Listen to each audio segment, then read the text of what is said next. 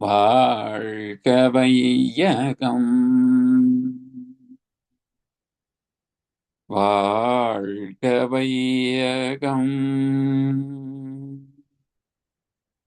வாழ்க வளமுடன். சிந்தனையை, உடல் நலத்தை சீரமைத்து உய்வித்த குருவே வாழ்க, குருவே துணை. வேதாத்ரியம் வாழ்க வளமுடன். இன்று வரை உலகில் தோன்றிய அனைத்து சித்தர்களும் ஞானிகளும் மகான்களும் மற்றும் வேதாத்திரிய கோட்பாடுகளை அர்ப்பணிப்புணர்வோடு அகிலமெங்கும் உணர்வாக்கி கொண்டிருக்கும் ஞானாசிரியர்களின் மதிநுட்பமும் குருவருளோடு சூக்குமமாய் நம்மை சூழ்ந்திருந்து நாம் உய்வதற்கு துணை நிற்குமாக என்று சங்கல்பித்துக் கொண்டு இன்றைய தவ நிகழ்வை இறை வணக்கம் குரு வணக்கத்தோடு நாம் இனிதே துவங்குவோம். இறை வணக்கம் பாட அருள்நிதி சூர்யா ஜெயமணி அம்மா அவர்களும், குரு வணக்கம் பாட அருள்நிதி ராதா அருள்நிதி தமிழரசி ஆறுமுகம் அம்மா அவர்களும். வாழ்க வளமுடன். வாழ்க வளமுடன். வாழ்க வளமுடன் ஐயா. இறை வணக்கம். எல்லாம் வல்ல தெய்வமது எங்கும் உள்ளது நீக்கமர, சொல்லால் மட்டும் நம்பாதே சுயமாய் சிந்தித்தே தெளிவாய், வல்லாய் உடலில் இயக்கமவன் வாழ்வில் உயிரில் அறிவுமவன், கல்லார் கற்றார் செயல் விளைவாய் காணும் இன்ப துன்பமவன், அவனின் இயக்கம் அணுவாற்றல் அணுவின் கூட்டு பக்குவம் நீ, அவனில்தான் நீ உன்னில் அவன், அவன் யார் நீ யார் பிரிவேது, அவனை மறந்தால் நீ சிறியோர், அவனை அறிந்தால் நீ பெரியோர், அவன் நீ ஒன்றாய் அறிந்த இடம், அறிவு முழுமை அது முக்தி, அறிவு முழுமை அது முக்தி. வாழ்க வளமுடன். குரு வணக்கம். தந்தை தாய் ஈருயிரும் ஒன்று சேர்ந்து தழைத்தொரு உடலாகி உலகில் வந்தேன், அந்த ஈருயிர் வினைகள் அறமோ மற்றோ அளித்த பதிவுகள் எல்லாம் என் சொத்தாச்சு, இந்த அரும் பிறவியில் முன்வினை அறுத்து எல்லையில்லா மெய் பொருளை அடைவதற்கு வந்த ஒரு உதவி குரு உயிரின் சேர்க்கை, வணங்கி குரு திருவடியை வாழ்த்தி வாழ்வோம், குரு திருவடியை வாழ்த்தி வாழ்வோம், குரு திருவடியை வாழ்த்தி வாழ்வோம். வாழ்க வளமுடன்.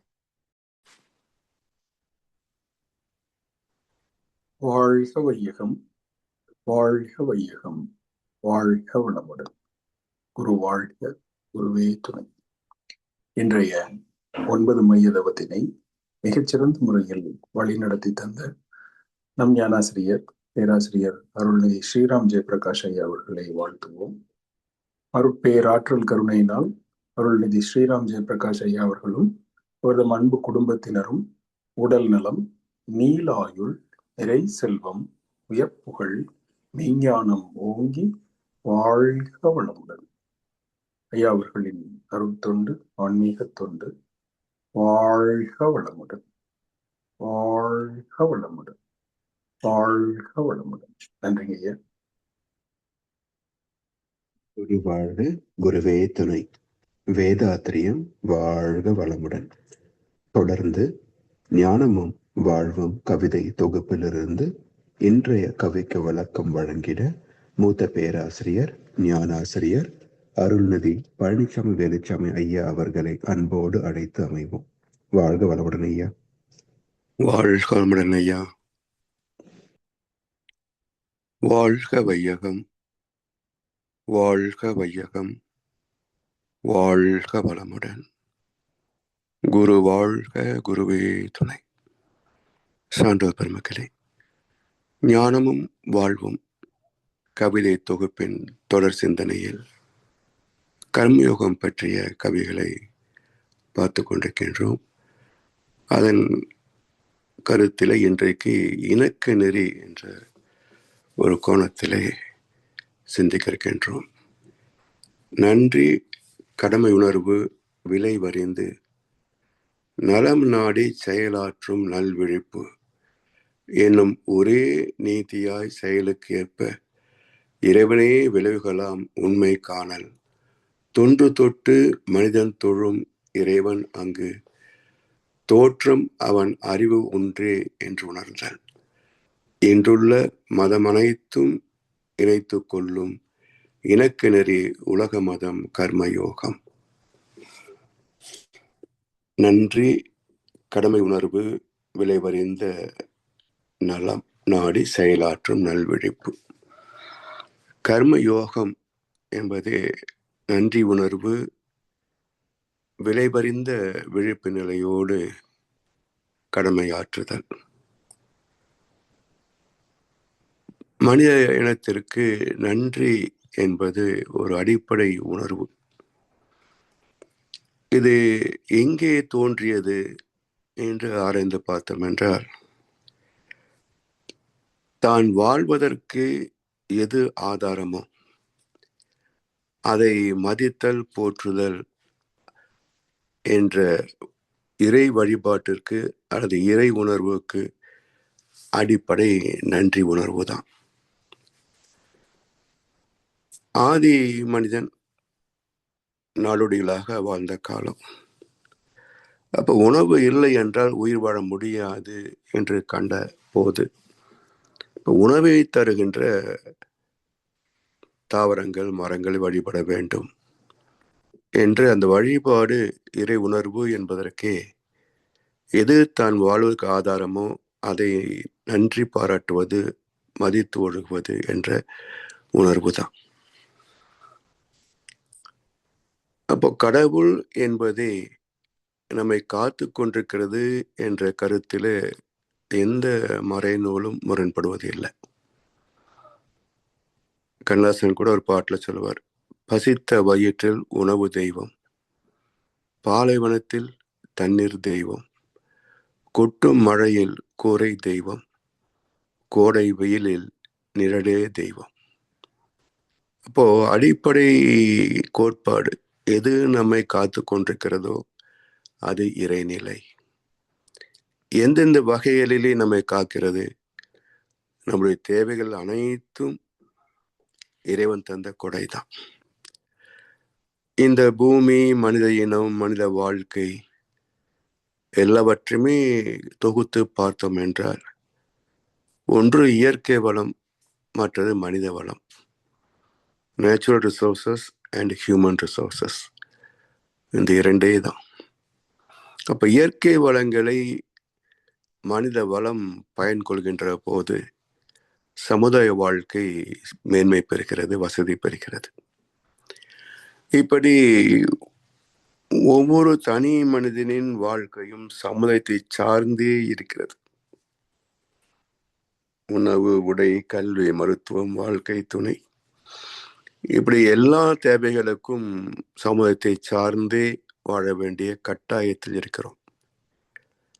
அதே போல தனி மனிதனுடைய பங்களிப்பு இல்லை என்றால் சமுதாயம் ஏது, சமுதாய வளம் ஏது?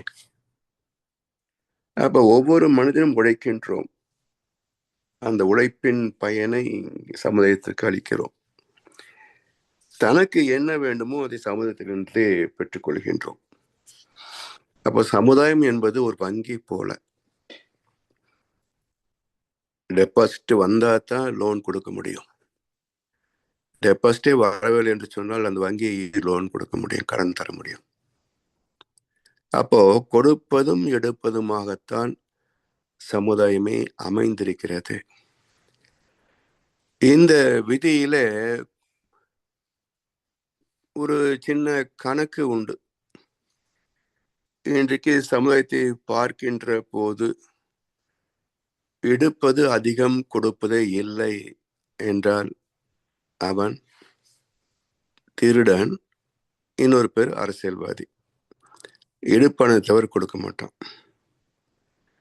எடுப்பது அதிகம், கொடுப்பது குறைவு என்றால் மீதமுள்ளதுக்கு கடன் படுகிறான், அப்பவன் கடன்காரனாகிறான்.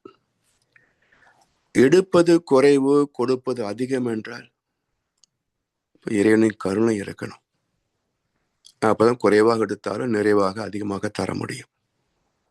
அப்படி துரியோதனன் தந்த அங்கதாசத்தை மட்டுமே, கஜானாவை மட்டுமே வைத்துக் கொண்டு கடைசி வரைக்கும் வாரி வழங்க முடியுமா? அப்ப எடுத்தது குறைவு, கொடுத்தது அதிகம் கர்ணன். எடுப்பதே இல்லை, கொடுப்பது மட்டுமே என்றால் இறைவன். எடுத்தும் கொடுத்தும் வாழ்பவனே மனிதன். அப்ப மனிதனாக பிறந்தவனுடைய கடமை என்ன என்றால் சமுதாயத்திலிருந்து வாங்கித்தான் வாழ்ந்தாகணும். அப்ப நம்முடைய பங்களிப்பை கொடுக்கணும் இல்லையா? அப்படி கொடுக்கவில்லை என்றால் சமுதாயம் என்ன ஆகும்? நெடுங்கடலும் தண்ணீர்மை குன்றும், தடிந்தெழிலி தான் அல்காது ஆகிவிடேன். நெடுங்கடல் 30% தான் பூமி, மண்ணு, 70% தண்ணி தான். அவ்வளவு பெரிய கடல் கூட தொடர்ந்து சூரிய வெப்பத்தால் ஆவியாகி கொண்டே இருக்கிறது கடல் நீர். மேலே போன நீர் ஆவி மேகங்கள் குளிர்ந்து மீண்டும் மழையாக பெய்யவில்லை என்றால் கடல் வற்றி போகும் இல்லையா? அதே போலத்தான் சமுதாயமும். ஆளுக்கு ஆள் போட்டி போட்டு எடுத்துக்கொண்டே இருந்தால் கொடுப்பது யார்? எங்கிருந்து வரும்? எனவே சமுதாய வளம் பற்றி போகும், சமுதாய வங்கி திவாலாயிரும். அதனால் எடுத்தும் கொடுத்தும் வாழ்வதே நம்முடைய வாழ்க்கையின் நியதி என்பதை உணர்ந்தவனே மனித நேயத்தில் உயர்கிறான்.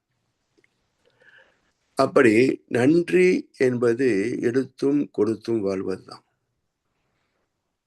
விளைவறிந்த விழிப்பு நிலை. இப்ப நன்றி பாராட்டுகின்ற போது, நம்மால் இயன்றதை மற்றவர்களுக்கு அளிக்கின்ற போது விளைவறிந்த விழிப்பு நிலை. அது என்ன விளைவறிந்த விழிப்பு என்றால், பாலென அழுவோர்க்கு பால் தருவோம், பசும் கூழென குடிப்போர்க்கு சோறிடுவோம் என்று கண்ணசோர் பாட்டு சொல்வார். அப்ப பாலென அழுவோர்க்கு பால் தருவோம், யாரு? குழந்தைகள். பசும் கூழ் என குடிப்போர்க்கு சோறிடுவோம், மனிதர்கள்.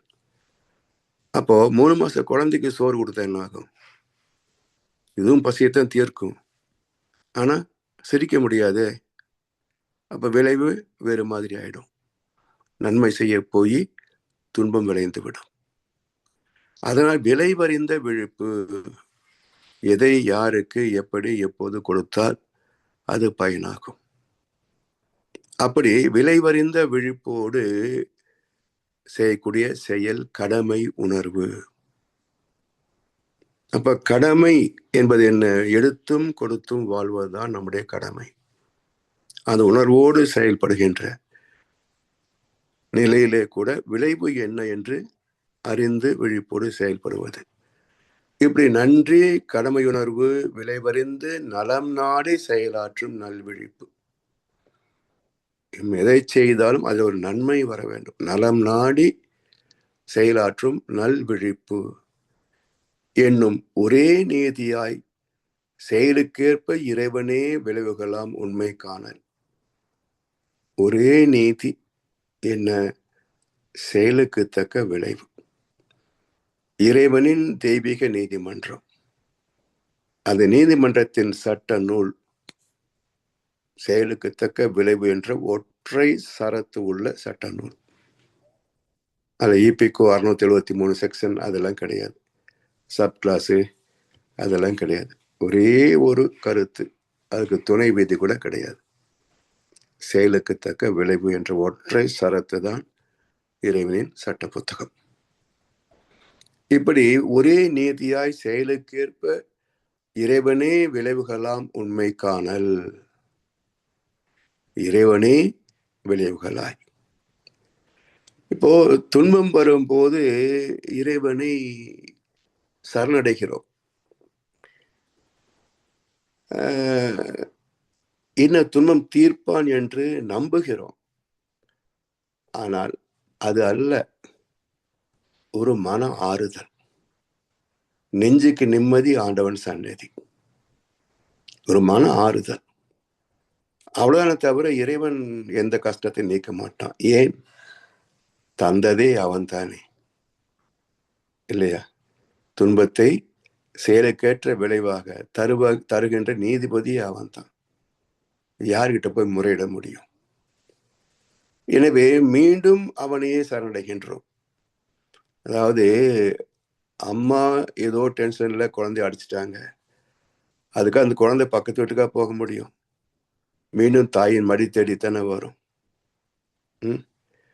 அது போல இறைவன் நம்மை தண்டிக்கின்ற போது யார்கிட்ட போக முடியும்? மீண்டும் அவனிடத்துல சரணடைய வேண்டும். அதுதான் கோவிலுக்கு போய் நெஞ்சுக்கு நிம்மதி, ஆண்டவன் சன்னதி. கஷ்டம் தீர்ந்துன்றதில்ல, ஒரு மனசாந்திக்காக, நிம்மதிக்காக. இப்படி இறைவனின் விளைவுகளாம் உண்மை காணல். தொன்று தொட்டு மனிதன் தொழும் இறைவன் அங்கு, தொன்று தொட்டு மனிதன் தொழும் இறைவன் அங்கு, தோற்றம் அவன் அறிவு ஒன்றே என்று உணர்தல்.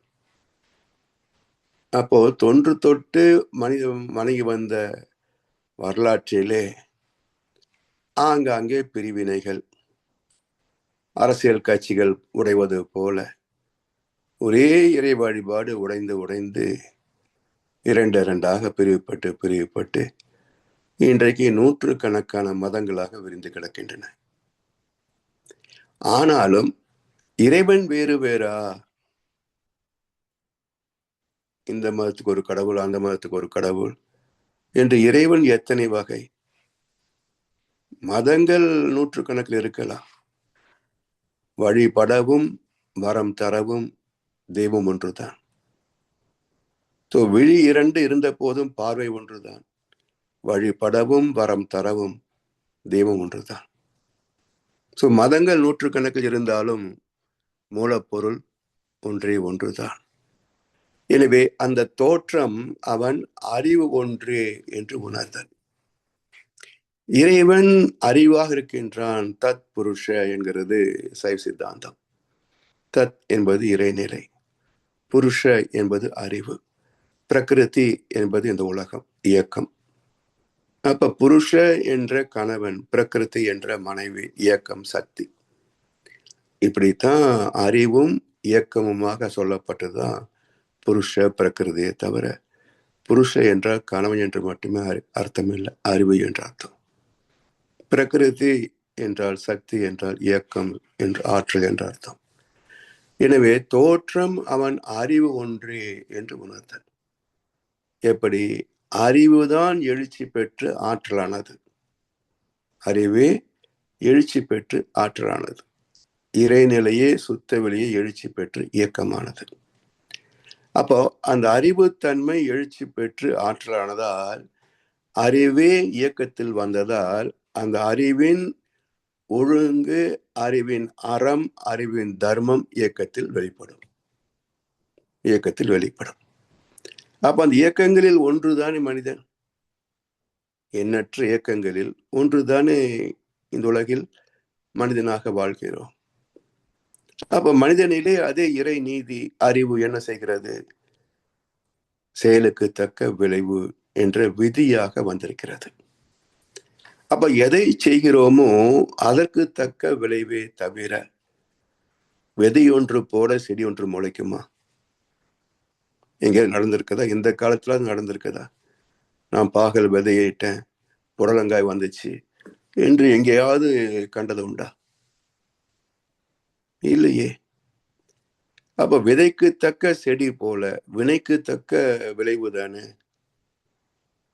அதனால் செயலிலே விளைவு என்ற தெய்வ விதி இருக்க பயன் என்ன தவறு இழைத்து பரமனை பின் வேண்டுவதால்? செய்யற பாவத்தை எல்லாம் செஞ்சுட்டு கோயில் கோயில சுத்தினா புண்ணியம் கிடைக்கும், காசு கொடுத்தா ஓட்டு கிடைக்கும் நம்பி ஏமாந்தம் இல்லை. கோயில் கோயில் சுத்தினா புண்ணியம் கிடைக்கும், காசு கொடுத்தா ஓட்டு கிடைக்கும், ஏமாந்தீங்கல்ல. அப்போ நற்செயல்கள் தான் ஒருவனை காக்குமே தவிர புண்ணிய கணக்கு இருக்குன்னு ஆடாத ஆட்டமெல்லாம் ஆடினா விளைவு என்ன தெரியுங்களா? முதலமைச்சரே எந்திரிச்சு நிற்கக்கூடிய சபாநாயகர் போலீஸ்காரன் பிடிச்சி தள்ளி விட்டான் பாருங்க. ஒரு வீடியோ பார்த்தேன் நேற்றுக்கு.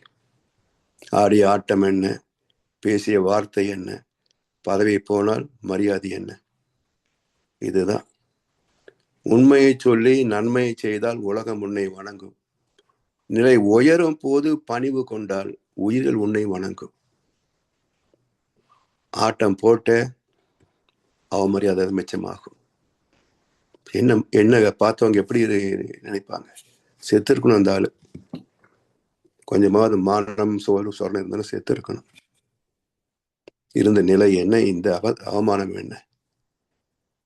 இப்போ அது கிடையாது. இந்த தானே நல்லதை நாடுவார்கள். எனவே இதெல்லாம் பார்க்கிற போது நமக்கு ஒரு பாடம் நடக்குது, பார்க்கிறோம். நாளும் ஒவ்வொரு பாடம் கூறும் காலம் தரும் பயிற்சி.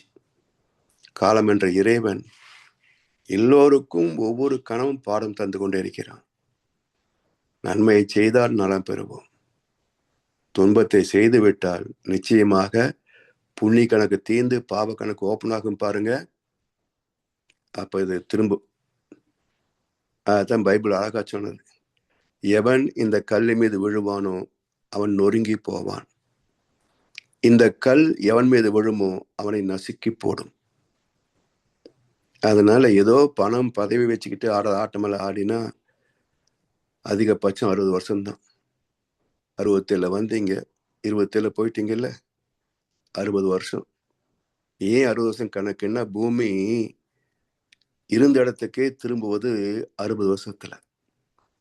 அப்போ காங்கிரஸை ஒழிச்சு நீங்க வந்தீங்க, இப்ப உங்களை ஒழிச்சு அடுத்த வந்துட்டாங்கல்ல. இதுதான் உலகத்தினுடைய விதி. இதெல்லாம் யார் சொல்லி தருவாங்க? யார் கேட்பாங்க? திமிர் பிடிச்சவன் கேட்க மாட்டான். கொஞ்சமாவது சிந்தனை, பணிவு, கடவுள் நம்பிக்கை இதெல்லாம் உள்ளவன் தான் சொல்றத கேட்பான். எனவே அவன் அறிவு ஒன்றே என்று உணர்தல் இன்றுள்ள மதம் அனைத்தும் இணைத்துக் கொள்ளும் இணக்க நெறி உலக மதம் கர்மயோகம். எல்லா மதங்களும் எடுத்துக்கொள்ளுங்க. சமயங்கள் 6. இதுல சைவம் என்ன சொல்லுகிறது? அறிவே தெய்வம். இப்ப 820 கோடி மக்கள் மட்டுமல்ல, இந்த உலகத்தின் எந்த முனையிலே அறிவு இல்லை.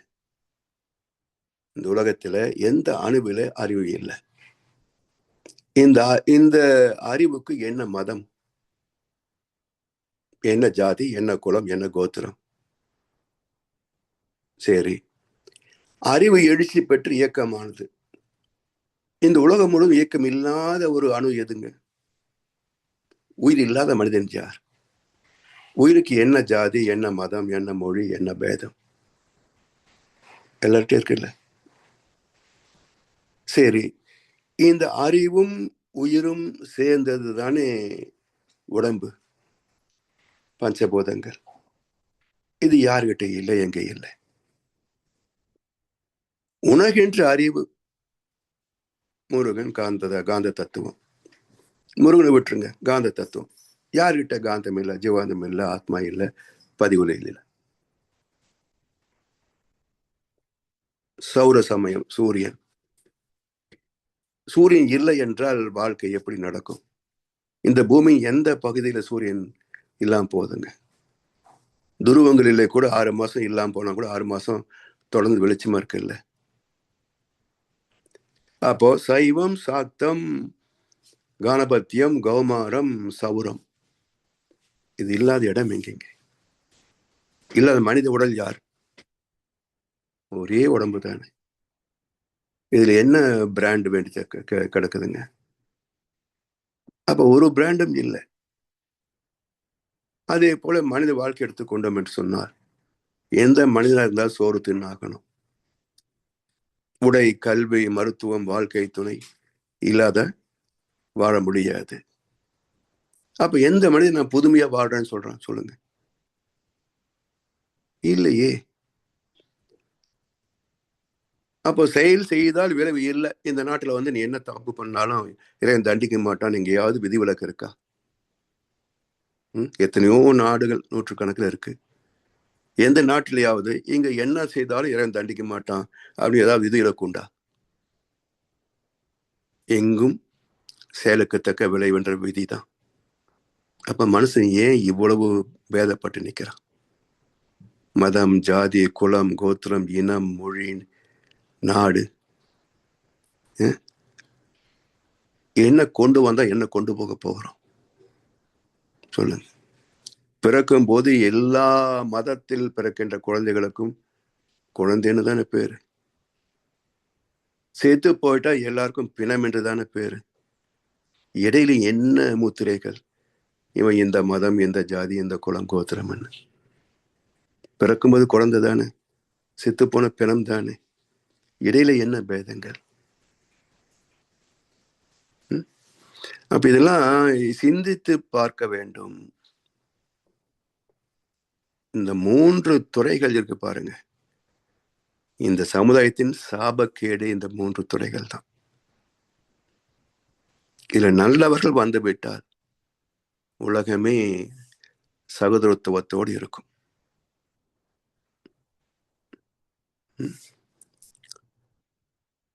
உண்மையிலேயே இப்போ ஹிந்தி திணிச்சிருவான்றாங்களே. இந்தியாவில் எத்தனை மாநிலங்கள் ஹிந்தி பேசுகின்றன? சொல்லுங்க. பல மாநிலங்கள் ஹிந்தி கிடையாதுங்க. நீங்க யூபி எடுத்தீங்கன்னா ஹிந்தி பொதுவான ஒரு பேச்சு வழக்கே தவிர யாருக்கும் தாய்மொழி கிடையாது. அங்க போஜ்புரி, சந்தாலி, இன்னும் நிறைய டிவிஷன்ஸ் இருக்கு. அதே போல் வடக்குல எல்லாம் எடுத்துப்பாங்க, குஜராத்தி, மராத்தி. நான் ஒரு முறை கோவையில் ஹிந்தியில காய்கள் நடத்தலாம்னு சொல்லி நடத்தினேன். கிட்டத்தட்ட 25 சங்கங்கள் இருக்குதுங்க. 25 வகையான வட இந்தியர்கள், 25 சங்கம். ஹிந்தியில நம்ம பாலச்சந்திர ஐயா தான் ஹிந்தியில காய்கள் நடத்துறாரு. எங்களுக்கு புரியலன்றாங்க. நீங்க இங்கிலீஷ்லயே நடத்துங்கன்னாங்க. நான் நடந்த நிகழ்ச்சியை சொல்றேன். இதை வச்சு 60 வருஷம் ஓட்டிட்டீங்கல்ல. எனவே இங்கே எப்பொருள் யார் யார் வாய் கேட்பினும் அப்பொருள் மெய்ப்பொருள் காண்பது அறிவு. அந்த அறிவு இறைவன் தந்திருக்கின்றான். நான் யோசிக்க மாட்டேன், அம்மா சொன்னதை கேட்பேன்னு சொன்னா நீ அடிமை அல்லவா? நான் இந்த மதம், நான் இந்த கட்சி, நான் இந்த நடிகனுக்கு ரசிகன், இதுல அடிமைத்தனம். சிந்திக்கின்ற அறிவு இறைவன் தந்திருக்கின்றான். அதை வச்சு நல்லது கெட்டதை தேர்ந்தெடுத்து வாழ்ந்து விட்டால் பிரச்சனை இருக்காது. நீ ஏன் இன்னொருத்துக்கு அடிமையாகிற? தொண்டன் என்றாலும் ரசிகன் என்றாலும் அடிமை என்று தானே பேரு. அப்ப சிந்திக்கின்ற அறிவை அடகு வைத்து விட்டால் எப்படி தேர்ந்தெடுக்க முடியும் நல்லவன் யார் கெட்டவன் யார்? அதனால் அறிவை மட்டுமே மையம் கொண்டால் செயலுக்கத்தக்க விளைவு என்ற ஒரே விதிதான் நம்மை வழிநடத்தி கொண்டிருக்கிறது. எனவே கர்ம யோகமே அனைத்து துன்பங்களுக்கும் தீர்வு. The remedy for all problems is enlightenment. அறிவின் தெளிவே அனைத்து சிக்கல்களுக்கும் தீர்வு. அறியாமல் சிக்கியிருக்கின்ற வரைக்கும் எந்த துன்பத்திற்கும் தீர்வு வராது. இது சரித்திர சான்று. புத்தி இருந்தா யோசிச்சு பார்த்து புரிஞ்சுக்கணும். எனவே அந்த வகையிலே மகிழ்ச்சி அவர்கள் மிக அற்புதமான உலக சமயம், கர்ம யோகம் என்ற உலக பொது அருணரி சமயம். ஸோ புதிய ஒரு பண்பாடு உலகுக்கு வேண்டும், புதிய ஒரு சமயம் உலகுக்கு வேண்டும். அங்கே யாதும் ஊரே யாவரும் கேளீர் என்று ஒரு கனவு கண்டாரே கனின் பூங்கொண்டனார். அவருடைய கனவு மெய்ப்பட வேண்டும்.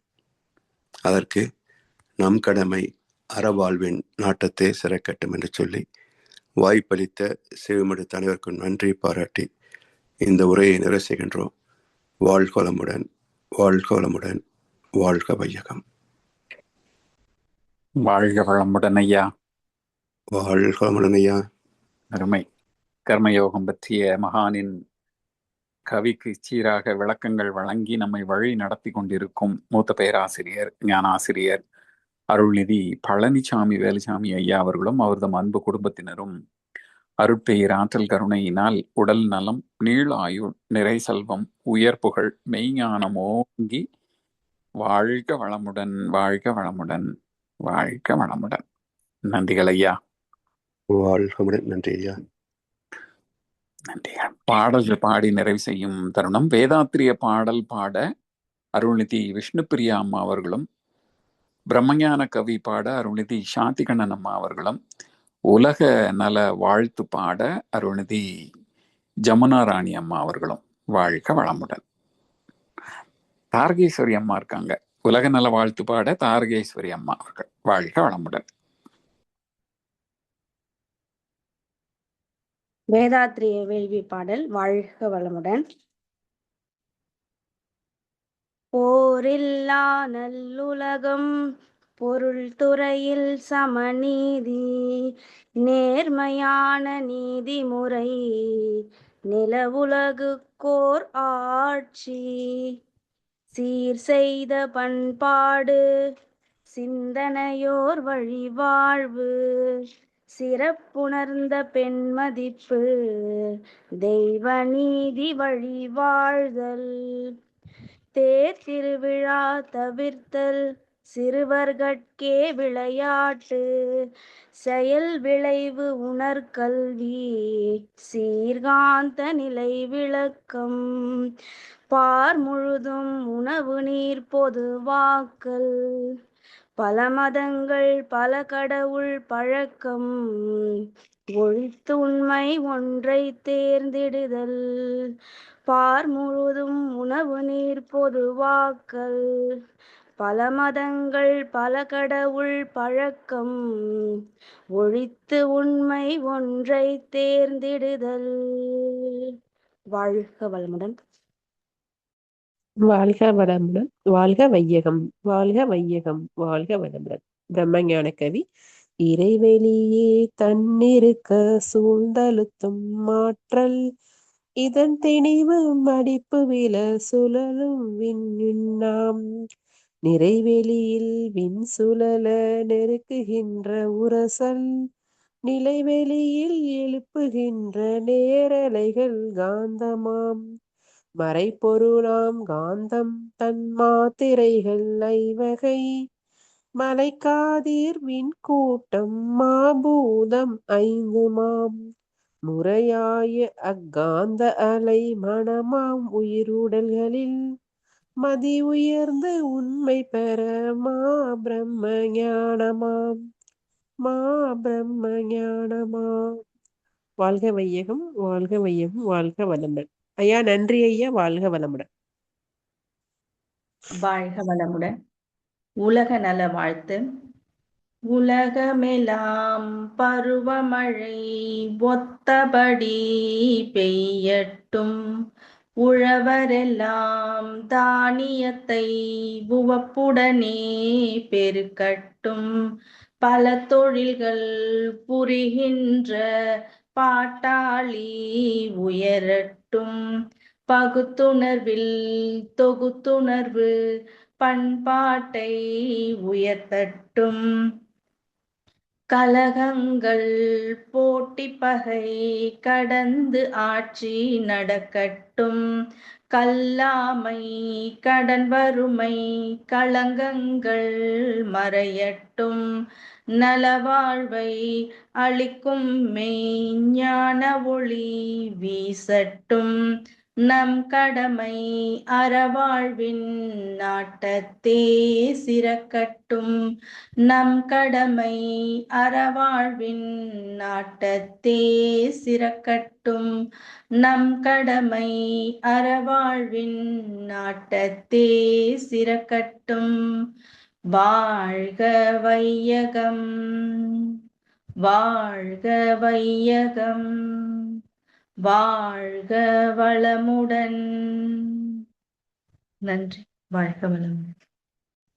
வாழ்க வளமுடன். இன்றைய தவத்தில் கலந்து கொண்ட நண்பர்கள், தவத்தை வழிநடத்தியோர், நற்சிந்தனை வழங்கியோர், பாடல்கள் பாடியோர் அனைவரும் வாழ்க வளமுடன். அவர்களின் அன்பு குடும்பம், அவர்களின் உடல் நலம், மனவளம், பொருள் வளம், அருள் தொண்டு, ஆன்மீக தொண்டு, வாழ்க வளமுடன், வாழ்க வளமுடன், வாழ்க வளமுடன். இத்துடன் இன்றைய காலைதவம் நிகழ்வும் மகிழ்வோடும் நிகழ்வோடும் இனிதே நிறைவு பெறுகிறது. இறையர்களும் குருவர்களும் நம் அனைவரையும் எப்பொழுதும் சூழ்ந்திருந்து நம்மை இந்த இறைநிலையுணர் பயணத்திலே சிறந்த முறையிலே வழிநடத்தட்டும் என அனைவரையும் வாழ்த்தி வணங்கி நன்றி கூறி அமைகிறோம். வாழ்க வையகம், வாழ்க வையகம், வாழ்க வளமுடன்.